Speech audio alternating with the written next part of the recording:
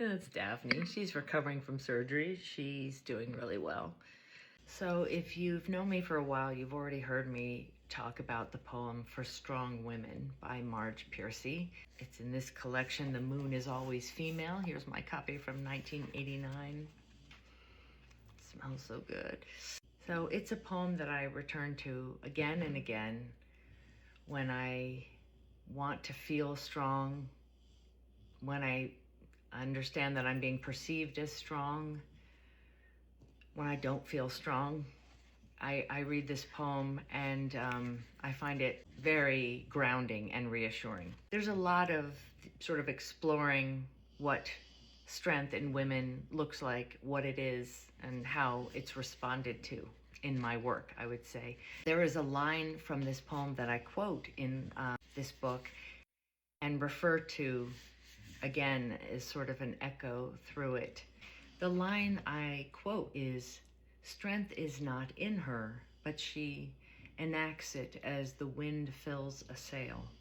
I'm going to read the piece that most directly references that line. It's called Big Bear, June 2025. Ascending the Cougar Crest Trail on the north shore of Big Bear Lake, I hiked a path that grew steep and narrow, twisting around tall trunks of cedar, western juniper and pine, ponderosa, sugar, gentle Jeffrey. Lizards darted across the path. A rattlesnake slipped into the shade beneath a canyon live oak. The trail was so rocky, my feet began to ache in their trail runners. I never did anything about that neuroma in my left foot, that tangle of nerves gone numb. Human beings are built to ignore and adapt to pain, I told myself. Again. Today in Big Bear, my legs felt weak.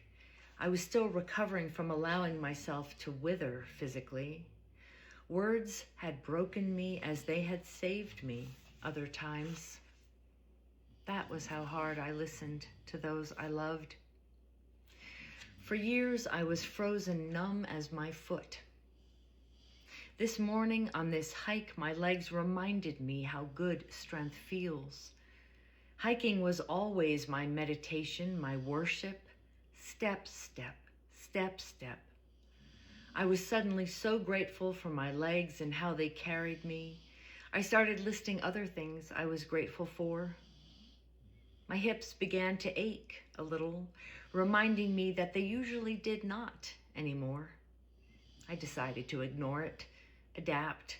What was important was that I had my own two legs back under me, and I had Advil in the car. I forgot for a while that I had always carried myself at times uphill, navigating rocky terrain, sometimes off trail and lost for real. I always found my way back. I forgot that a strong woman enacts strength as the wind fills a sail. Finally, Big Bear Lake came into view far below. My body was rosy with circulation. My breath swirled through me. I forgot for a while that I was a woman enacting strength and also the wind that moves her.